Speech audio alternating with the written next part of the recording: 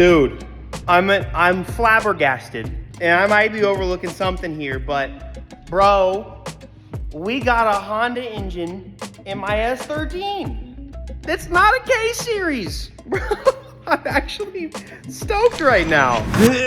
They call me the overspray king.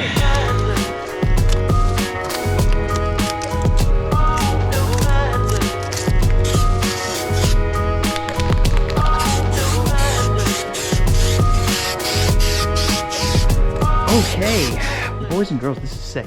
There's got a little line there. I'm gonna differentiate the tube chassis part of the. I'm glad I'm actually like making this car look good now. Yeah. Let's. Forever. All right, take this out. That looks good. Take this out. That looks good. Now I'm gonna take all this goober garbage out. Hold up. Oh. Who did this? Me? That's crazy. It looks good. Ow! I'm just kidding. Okay, a couple little touch-ups there. Actually, you know what? I'm gonna do it right now. I like how good this stuff goes on. Like, it just goes on really well, really easily. And it's actually also very like directional. You can spray it like really simply. I really need to work with these guys because I be talking about them a lot. All right.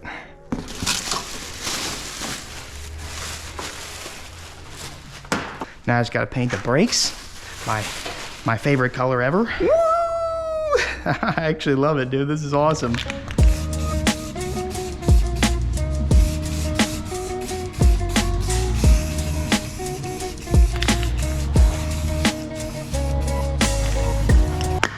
Bro, I love this color so much. This is my favorite accent color ever. It's like, some people call it, well, there's a similar color called luminous yellow. This is not luminous yellow. This is just chartreuse. And chartreuse is the best. Really cool if I could powder coat all this, but you know, sometimes it just be like that. Off of there, off of there. Oh yeah. Yeah, there's like a fluorescent yellow that a lot of people like to use, and it's a cool color too, but chartreuse in particular is my favorite. I have liked this color for a long time, and I don't know why it took me such a long time to start doing it like as an accent color. That looks cool. That looks money.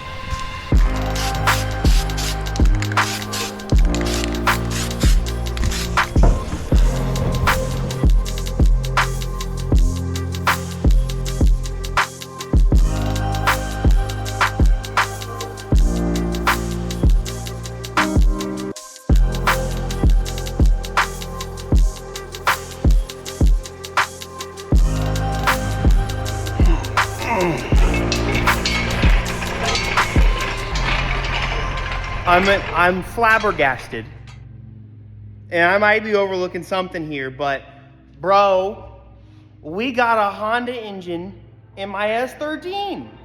That's not a K series. Woo!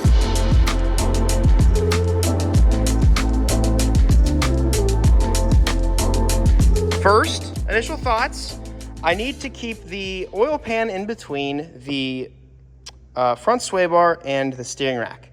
That's not a problem. So you actually can see, I'm gonna zoom in a little bit. This side of the oil pan is actually shorter than the other side. I assume, I'm hoping it's not because the oil pickup's on that side, but there might just be some stuff in there that we may be able to modify. So you can see this side obviously has a little bit longer of an oil pan. Now, here's the thing.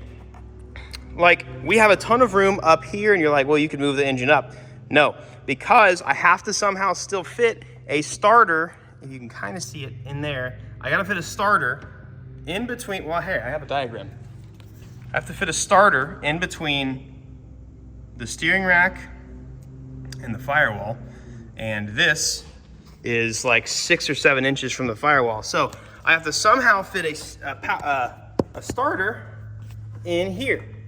Now, I think that's possible because as long as the pickup tube is not in the way, I can actually cut this oil pan and move the engine back.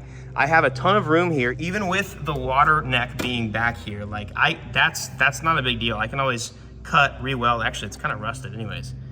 Gross.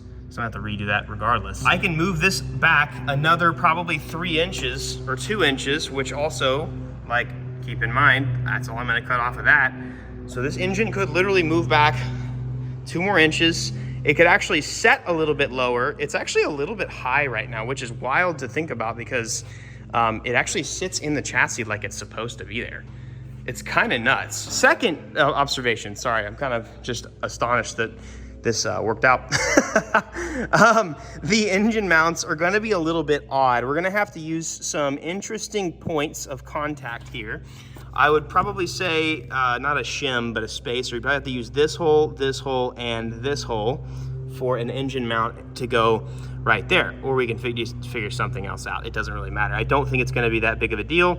We can make something easy on this side. As far as it goes on this side, we'll have to use probably one of these holes with a spacer and that hole, and maybe this, whatever that, well, I don't know what the hell that is. But we're gonna have to get creative on this side. Even if we had to use these 3 and make a really strong angled engine mount, I mean, it is what it is. You gotta do what you gotta do. I'm thinking there may be a little bit less fabrication. I'm not gonna curse myself here, but there might be less to do than I anticipated. Now, here's where you might get me wrong. I anticipated a lot. That's the trick. So if you anticipate things never going right, when it comes, sometimes kind of does-ish, it seems a little bit better, you know what I mean? So I'm stoked. I'm gonna put this down a little bit more. So I have it resting on some wood pieces that you obviously just saw me cut. The leverage for the wood pieces is using this front core support, and then it's resting, so under the core support, on the sway bar, and then also on the lip of the steering rack, or I guess the cross member now. It'd be nice if I could get this engine in there enough with no mounts. Okay, that is fully on its own weight. That is 100% on its own weight. So what I could do now is take some straps. It's really sketchy. It's kind of sketchy.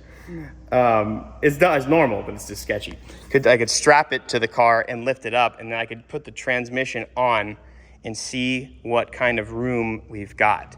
That's going to tell me how far back I can move. I honestly think I've got enough clearance at the firewall. I may not have to cut anything, but yeah, I might just do that. So I gotta figure out a way to get this thing solid in here.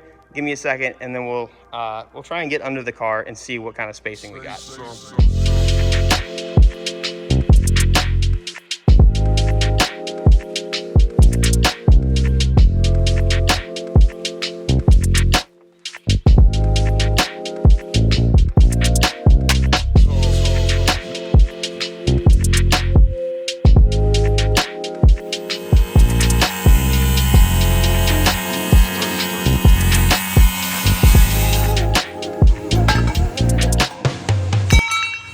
So I've made my first rough cut of the oil pan, cleaned it up a little bit. We're gonna see how much more we can potentially cut off. Wow, that's crazy that all of this pan was like a bubble right here. And I know how oil pans work, guys. Like, yeah, it collects oil down here, but as long as that pickup tube is getting oil, which is over here, it's obviously gonna change as well when you do stuff like an oil cooler and everything like that. So this is just normal hot rod things, boys. I actually could probably chop off some even more over here. It seems actually more slanted than I thought it was going to be, so could actually do a little bit more of a cut, but I don't think I need to. So it stops. I drilled a hole right here where the very back of this little, basically it's like a protector for the oil pickup tube. It's like a little C-shaped thing. Yeah, you know, I'll just pick it up and show you. A little C-shaped thing right there. So that allows oil to, I guess, spread around it and that sort of thing, so oil stays there. So as long as everything is still, you know, for the most part sloped, which actually, like, it's pretty flat anyways, but as long as it's sloped and it has somewhere to go, we're gonna make a wall pretty much right here. We'll cut a little bit more, but I'm gonna make a wall right here, and basically the very front of this FDF piece right here, the motor can slide back and basically touch this. So where I cut, that wall that we're gonna make is almost gonna touch this to slide the motor as far back as possible. A little bit of cutting right there we're gonna do on the firewall for the water system, which is super easy. But for the most part, I mean, this is this is simple. As long as you, guys, again, as long as you have this little retaining wall thingy and you don't cut away, obviously, into the oil pickup. Like, you could cut way more, but I think this actually might work. So the thing I'm gonna have to do now, I'm sorry, I'm insanely sweaty and gross, but now I pretty much have to just take the engine in and out a bunch of times and see if it fits. And then once we do that, we'll weld it up. The guy that I'm gonna be using to weld, like I said, his name's Dustin, and he like builds, you know, $250,000 through $1 million hot rods for a living. So perfect timing, thank you. So he knows how to, you know, not warp things. He knows how to weld aluminum, and yeah, so we love him. Big shouts to him. But I'm gonna send him all this info and probably do maybe one test fit or so, see how she works, keep cutting, and continue. Next video, the only where to go from here is I'm gonna get this engine where I want it, you know, around the vicinity of where I need it. And then once the engine is in a good spot, then gonna put the transmission on, and then make sure I don't need to do transmission tunnel cutting. I really don't think I'm going to have to. It looks like there's a ton of room. This is a lot easier, by the way, than modifying your entire, nothing against Kyle at all.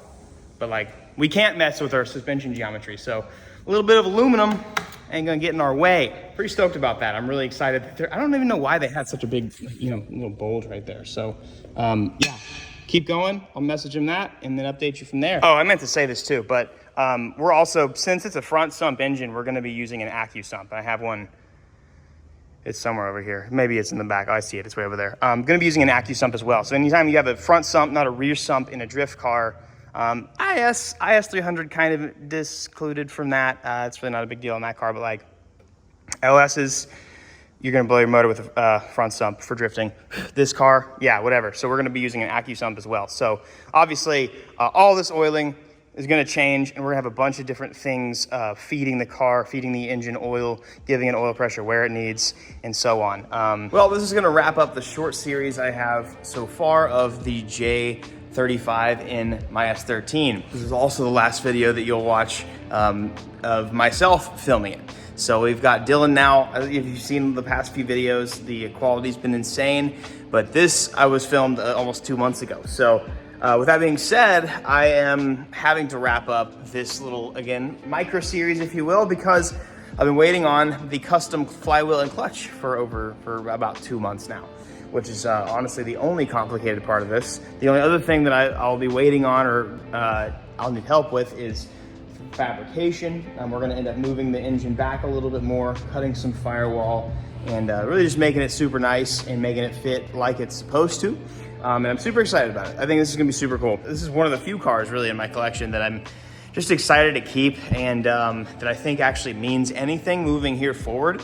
I think something that that's sort of been tough to overcome over the years of being a YouTuber is a lot of sentimental value for you guys, for a lot of the cars that I used to own or used to build.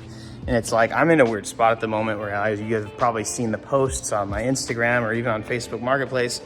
I'm selling a lot of my cars, the R34, the V6 Civic, my BMW, and I mean, I would sell more if I could, but it's like, we're gonna move on from some of the stuff that has happened in the past and some of the stuff that I'm just not excited about anymore. And things happen like that in life, guys. And that's my advice for you all, I suppose, is, you know, a lot of times you think you're doing the right thing and you think you're moving in the right direction. When in reality, you might not be going in the wrong direction. That direction might not put you exactly where, you know, you want to be, and it might put you in a spot that you maybe regret or that you're not excited about. But you know, all in all, if you're in a weird spot, if you're in a bad spot, if you're not a spot you want to be in, it's probably the spot that you need to be in to learn whatever lesson it is that you need to learn. So my advice for you guys today is just do the best with the time that you have today and with the resources that you have today, because there's no use in worrying about tomorrow. There's no use in dwelling over yesterday. Today is a gift. Utilize the time wisely. I'm super excited for this thing. It's gonna be really cool, but you know, finite resources these days, a lot less help than I used to have, so it takes a little bit longer to do some of the things, but also just got so much cool stuff happening. Road to Pro, starting soon, trailer series, Miata's back. IS300 is getting real close. Don't want to spoil nothing, but it's gonna be cool. I love you guys. Make sure you guys subscribe. Do me a big favor. Hit that subscribe button and turn the notifications on. I'll see you guys next video. Peace.